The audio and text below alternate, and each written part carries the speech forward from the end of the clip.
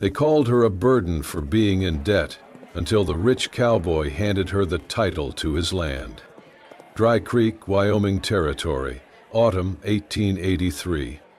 The wind carried the scent of dust and smoke through the single main street of Dry Creek as church bells tolled the noon hour. Townsfolk gathered like crows near the wooden fence behind the livery stable, whispering, scoffing, pointing. Some held parasols. Others clutched their children closer, as if the sight before them might contaminate innocence. Anna Whitlow stood with her wrists bound behind her, tied to a split-log fence post, as though she were an animal for auction. Her dress was faded, sun-worn, and one side of her cheek bore the smear of dry blood where she had fallen earlier, trying to escape the inevitable. "She's a Whitlow, all right. Just like her daddy, drowning in debt and dragging everyone down with her," muttered a woman in a feathered hat. "Should have left town when the bank took her house," said another, loud enough for Anna to hear. She didn't flinch. Her green eyes stayed forward, fixed on nothing, trying not to blink, because every time she did, her father's face appeared, cold and blue in the coffin they couldn't afford.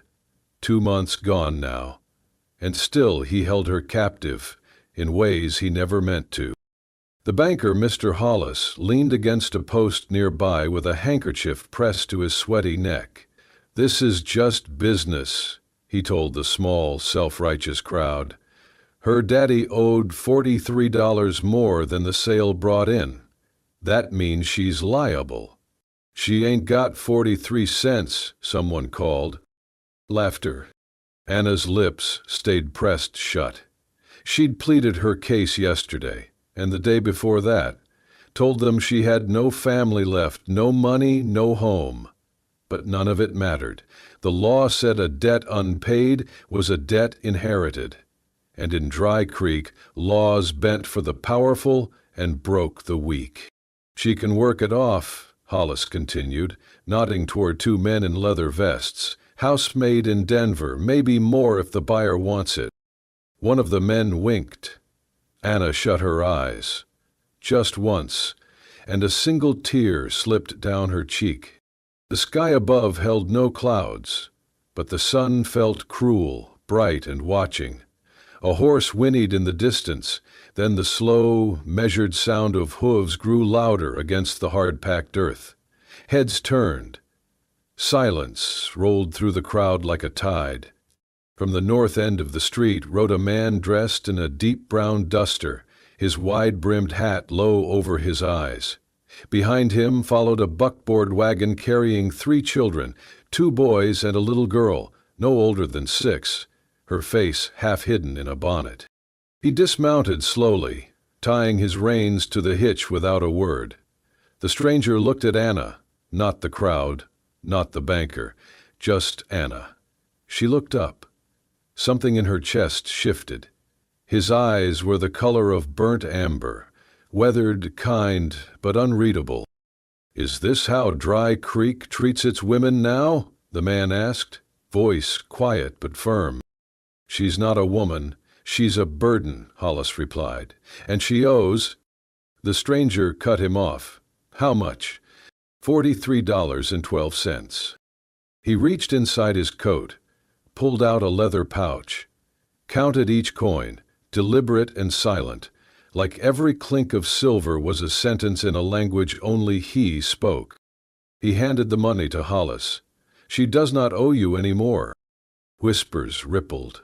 Hollis hesitated, then took the pouch and stepped back. The man turned to Anna, pulled a small knife from his belt, and with a swift motion cut the rope binding her wrists. Her arms fell forward, weak and trembling. She met his gaze, confused, vulnerable, silent. "Are you all right?" he asked softly. She nodded, though her throat burned with unspoken gratitude. He stepped aside. "Come with me. You have a place now." One of the boys in the wagon shouted, "Papa, who is she?"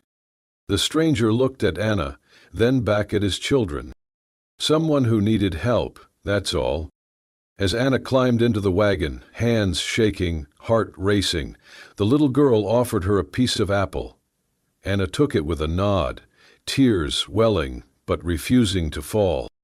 The wagon pulled away, dust rising behind them. The crowd slowly dispersed, some ashamed, others silent, a few still scowling. But the air had shifted, something new had entered Dry Creek, and this story, her story, had just begun. If this moment struck a chord, tap the hype button and stay with us. The road ahead is long, wild, and full of heart. The wagon creaked over a ridge and down into the valley, where the Callahan Ranch stretched like a living painting, golden grass swaying in the wind, pine trees lining the edge of the distant hills, and a wide red barn that glowed in the sinking sun. Anna sat stiffly in the back beside the children. Her wrists were rubbed raw from the ropes, and her mind ached more than her body. The girl who had offered her an apple now leaned against her shoulder without a word, her tiny fingers playing with the hem of Anna's sleeve.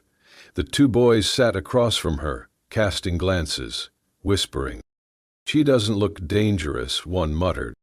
"He looks like she cries a lot," said the other. "She's sad," the girl replied, almost like a defense. The wagon came to a stop in front of a modest two-story ranch house. A ranch hand carrying a saddle froze at the sight of Anna. Another woman stepped out from the kitchen door, apron on, wiping her hands. Whispers spread like wildfire. "Is that the girl from town? Thought they were selling her off? Why's Jacob bringing her here?" Anna stayed in the wagon until Jacob returned from tying the horses. He offered her a hand. She hesitated before taking it. His grip was strong but careful, like everything he did was measured. Inside the house, the scent of stew filled the warm air. The hearth crackled. A ticking clock echoed in the stillness. Jacob led her to a chair at the long wooden table. "You can stay here," he said simply. "You'll have food, a place to sleep. I don't expect anything in return." Anna looked down at her hands, voice barely a whisper. "But I owe you." Jacob shook his head. "No, you do not. Debt's paid." "That was my father's," she said. "Now it feels like I owe twice over." His eyes met hers across the room, calm, unwavering.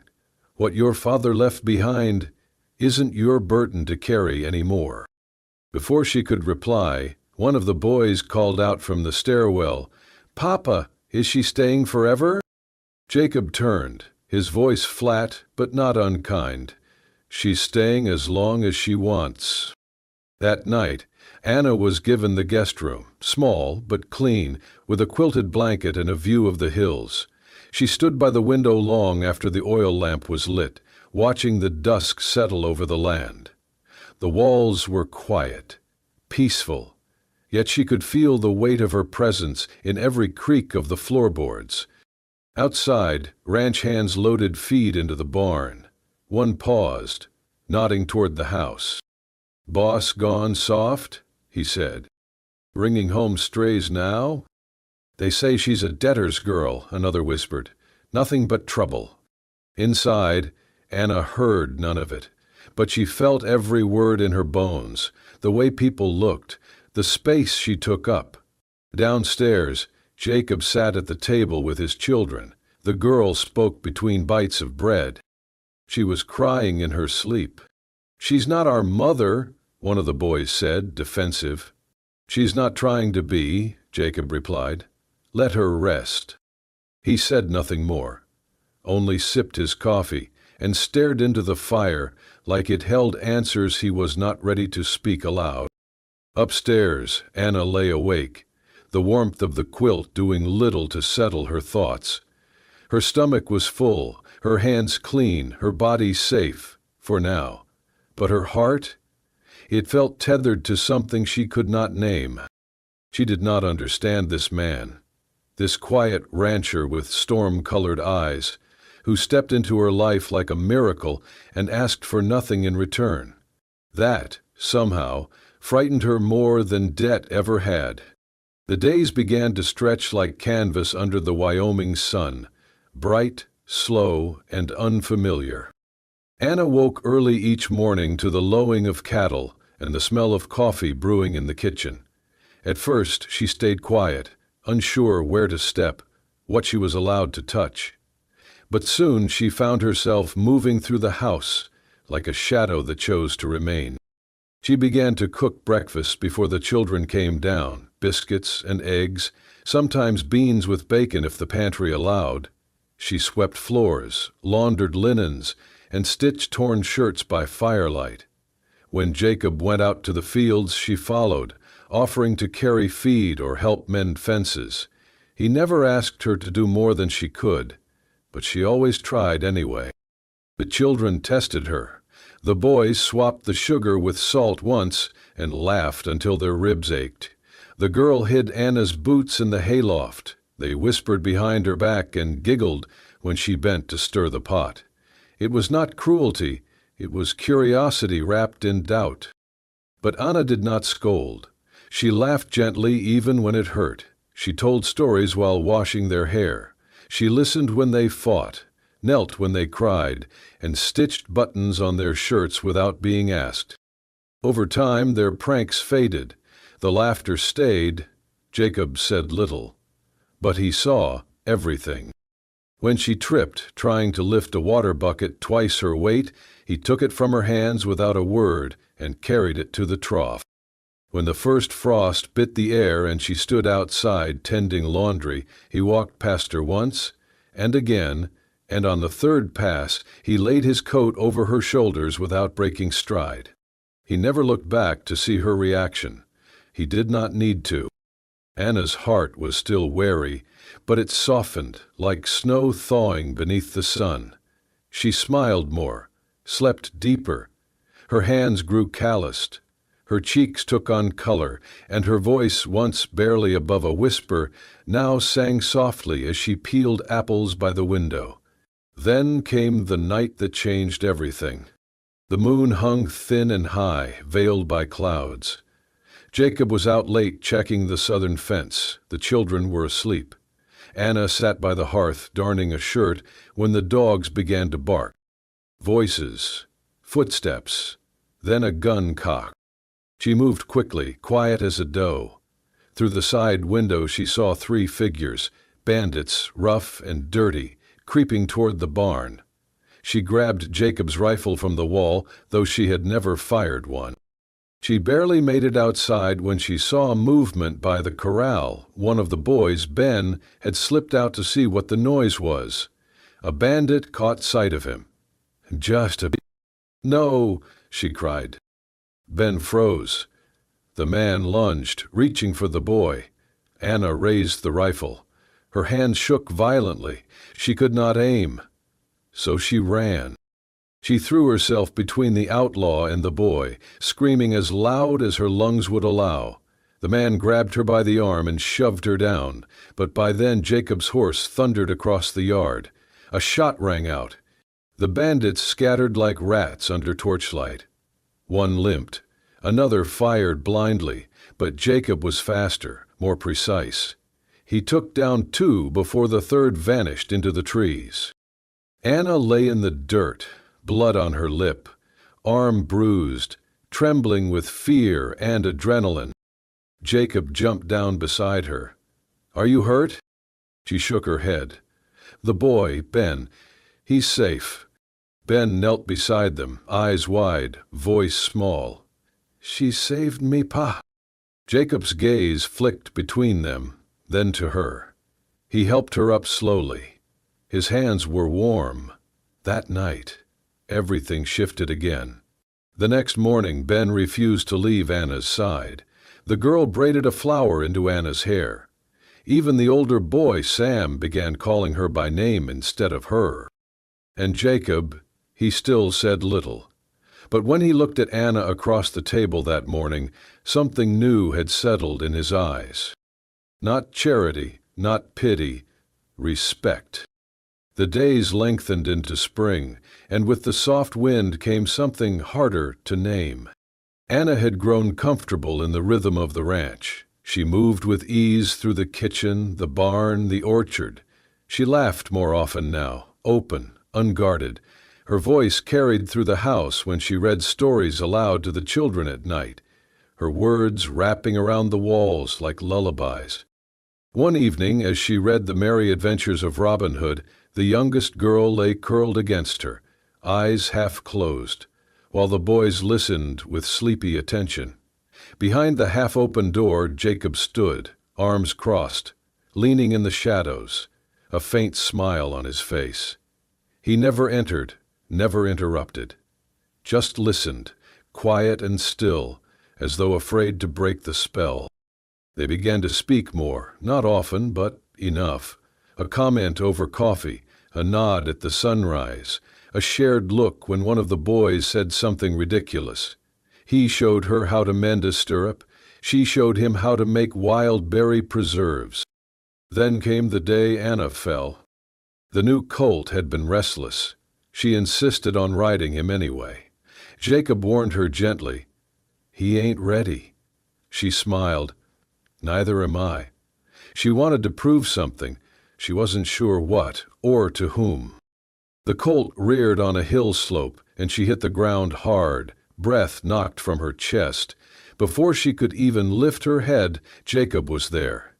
He had ridden like the wind, face stricken, hands shaking as he dropped beside her. "Anna, I'm all right," she managed, though her ribs throbbed. He ignored her words. Gently, urgently, he lifted her in his arms, cradling her like she might vanish. "You scared the hell out of me," he muttered, his voice low, raw. She saw something in his eyes then, something unspoken, unpolished.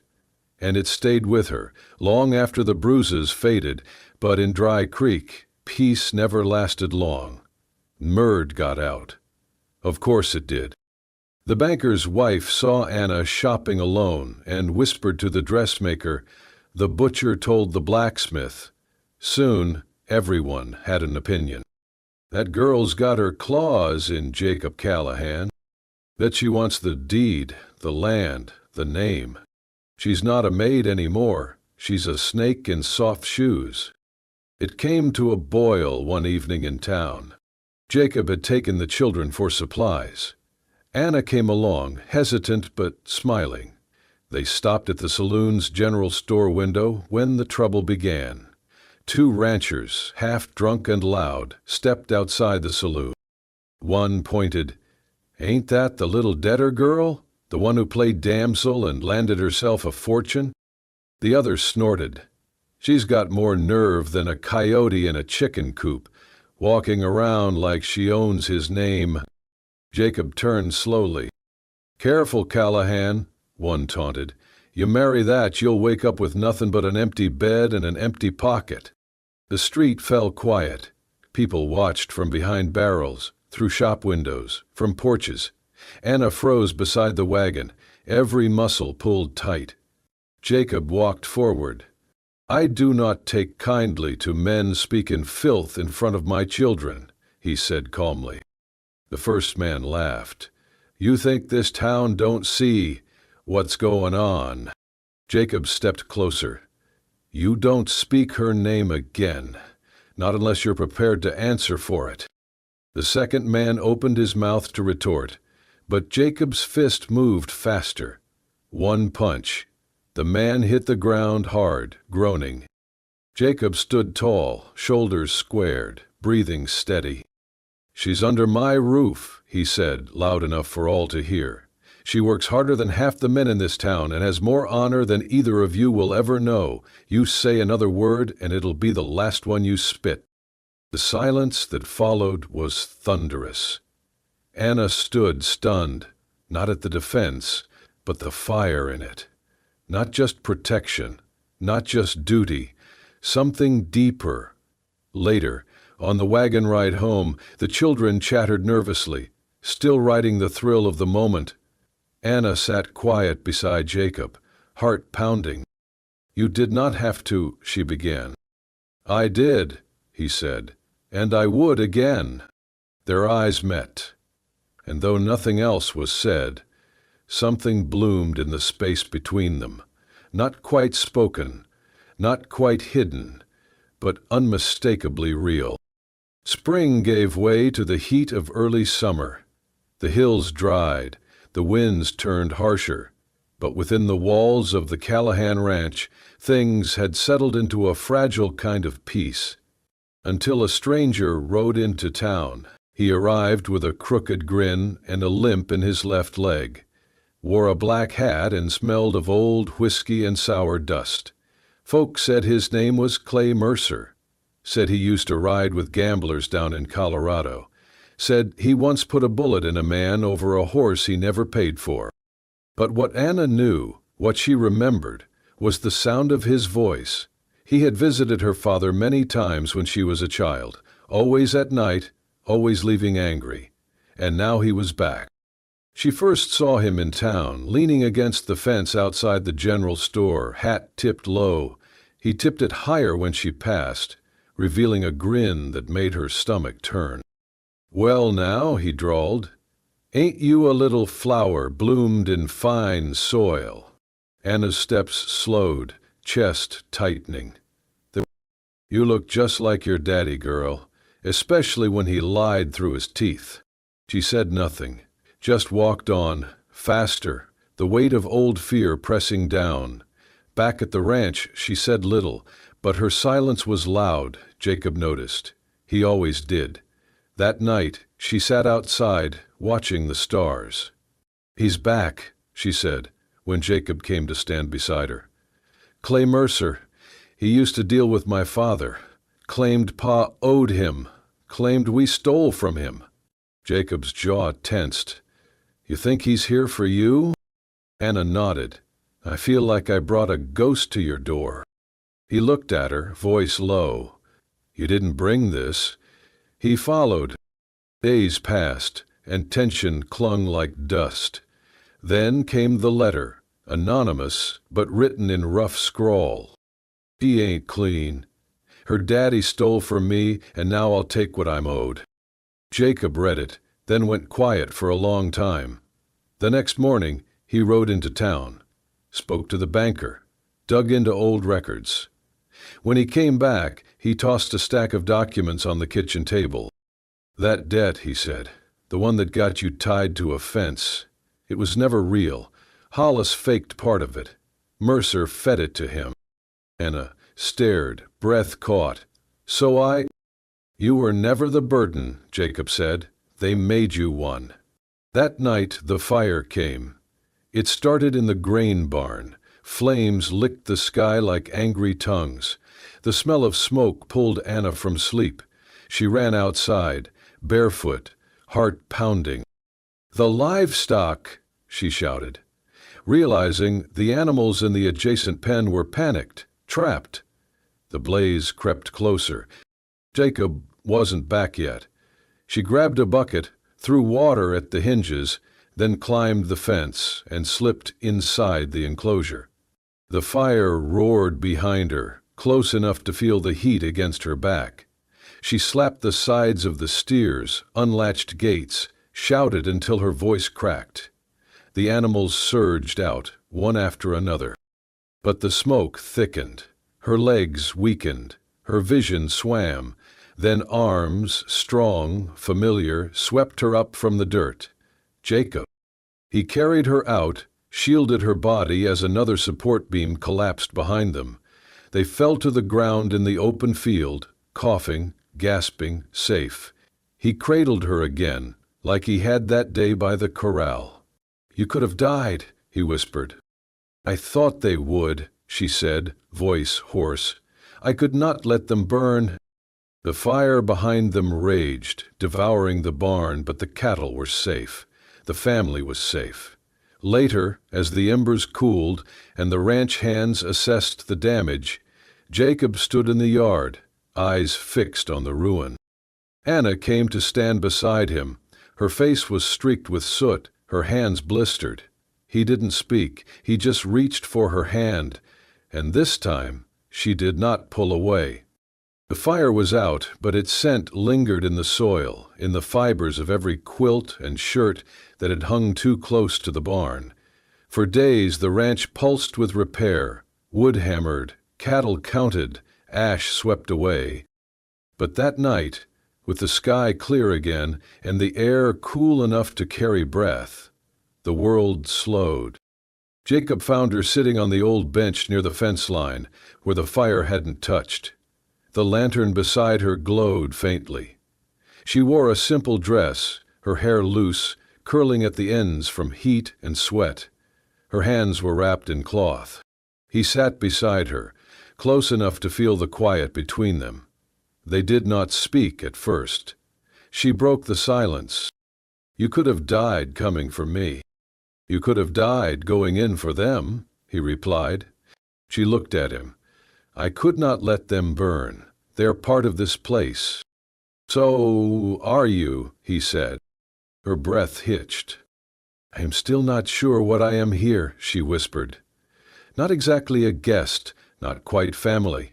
People still look at me like I do not belong." He turned to face her fully now. "I do not care how they look at you. This house was silent for years. Since Sarah died, it was just duty and dust. You brought color back, laughter, life." He tried to speak, but he held her gaze. "You are not a burden, Anna," he said, voice rough around the edges. "You are the reason this home remembers what joy feels like." Tears welled in her eyes, sudden and full. She shook her head slightly, as if trying to refuse the kindness. "I am afraid," she confessed, "afraid that I will bring more trouble, that I will ruin something steady, something good." Jacob reached for her hand, bandaged, bruised, trembling. "You are not ruin, you are redemption." Her lips parted, breath shaky. Their faces were inches apart now, the night pressing in around them like a secret. "I do not know how to do this," she said. "Neither do I," he murmured. He leaned in, slow, deliberate, giving her time to pull away, but she did not. Their lips met with a tenderness that came from every moment they had held back, every glance, every silence, every storm weathered together. It was a kiss not of possession, but of permission, or healing, off hunger laced with restraint. When they finally parted, her forehead rested against his, breath mingling in the cool night. "I do not want to be afraid any more," she whispered. "Then do not be," he replied. "You are home now." It began with smoke on the horizon, a thin, crooked line rising from the northern ridge, the side Jacob always called the blind spot, the side with no fence. No patrol. Jacob stood on the porch, rifle in hand, eyes narrowed. Anna came up behind him. "Is it fire again?" "No," he said. "It is men." Clay Mercer had returned, but not alone. This time he brought 5 others, rough-faced, leather-clad, with rifles slung over their backs and revenge burning in their eyes. They rode toward the ranch with dust in their wake and hunger in their hearts, not just for coin, but for land, pride, and power. "They think we're too few to fight back," Jacob said, loading his rifle. "We're not?" Anna asked, voice steady despite the fear creeping up her spine. He looked at her, really looked. "We are enough." Within the hour, those loyal to Jacob had gathered. Tom Raleigh, the old ranch hand who had taught Jacob to ride, Cassie Bell, sharpshooting widow from the next valley, even young Ben, fists clenched and eyes wide with defiance. Anna stood among them, a revolver holstered at her hip and fire in her chest. She had chosen this life, this land, these people, and she would not let them burn again. They took cover near the barn and bunkhouse, spreading across the property like nerves before a strike. Jacob crouched near the porch post, whispering to Anna, "They will not take what is ours." Gunshots rang out. The battle began. Mercer's gang fanned out quickly, using the tall grass and old barrels as cover. Bullets cracked through wood. Glass shattered. Horses screamed. Cassie dropped the first man, one shot clean through the shoulder. Tom took another down with a rock to the skull, then wrestled his rifle away. Anna stayed near the children, keeping them low in the root cellar entrance. But when one of Mercer's men circled toward the side yard, toward little Sarah, who had slipped out screaming, Anna ran. Sarah, down.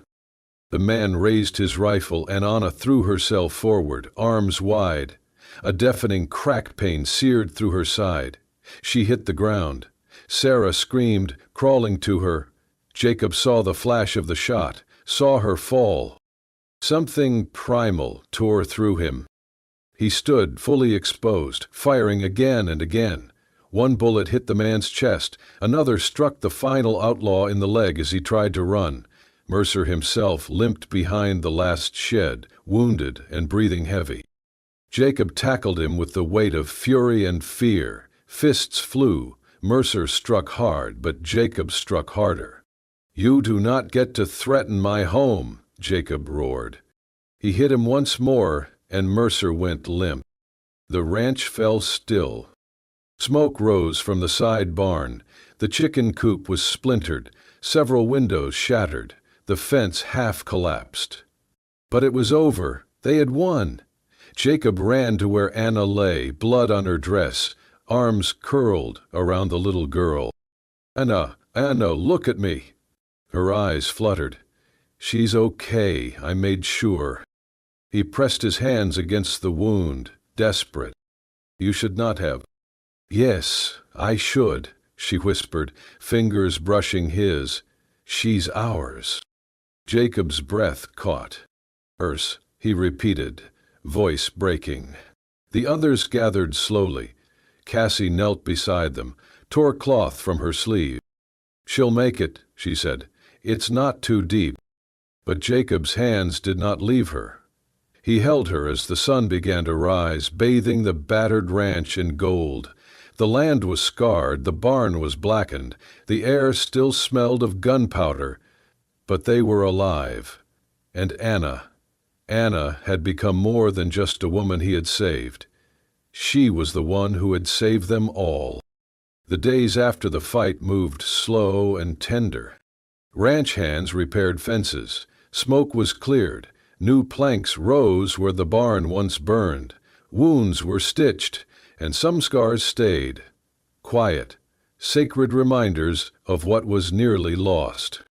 Anna healed, wrapped in warmth she had never known before.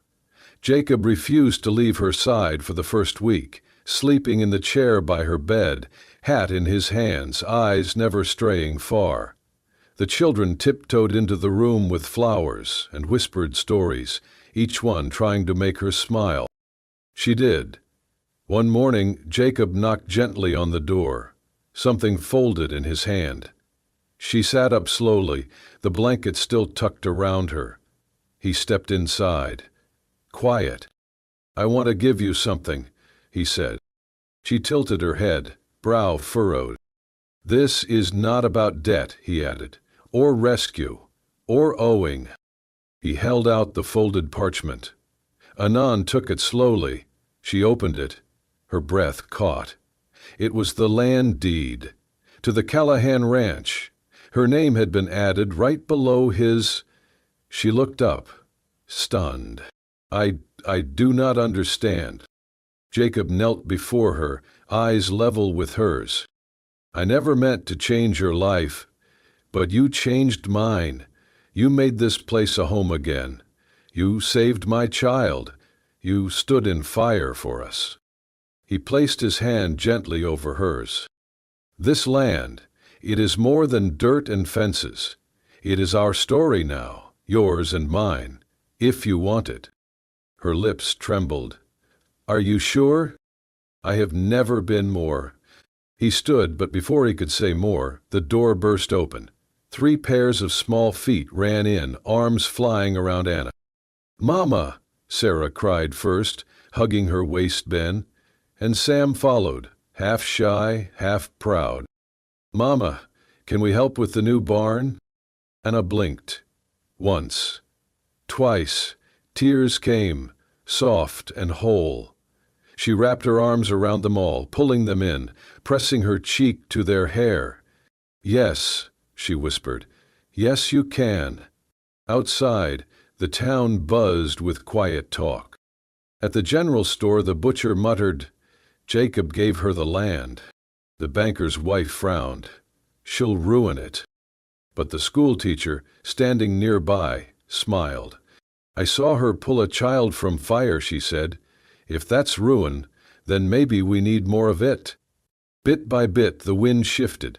Piopal looked longer, thought harder, and some nodded when she passed by with a basket of eggs or a child's hand in hers. The woman tied to a fence was now the woman who'd held a family together through smoke and storm. One dawn, Anna stepped out onto the porch, cradling a coffee mug in her hands. Jacob joined her, arms folded across his chest. The horizon blushed with early light, casting gold over the fields. The children raced through the grass, chasing shadows and dreams. She leaned into his shoulder. He kissed the top of her head. They said nothing. They did not need to. From the ashes of debt, fire, and judgment, something had risen. Not just survival, but something better.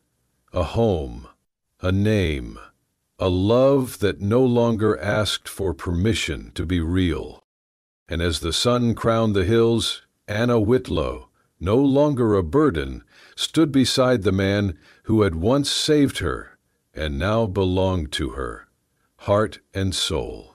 From a girl tied to a fence in shame to a woman standing tall in love and honor, Anna's journey reminds us that sometimes it takes the fire to forge a home, and sometimes the ones we least expect to be saved are the ones who save us. If this story stirred your heart, made you hold your breath, or brought a tear to your eye, tap that hype button and let us know you were riding with us until the very end. And for more unforgettable tales of love, loss, and redemption on the American frontier, subscribe to Wild West Love Stories, where Wild West missed, but hearts didn't. Listen through one ear and tremble through the other. We'll see you in the next story. Until then, ride true and love brave.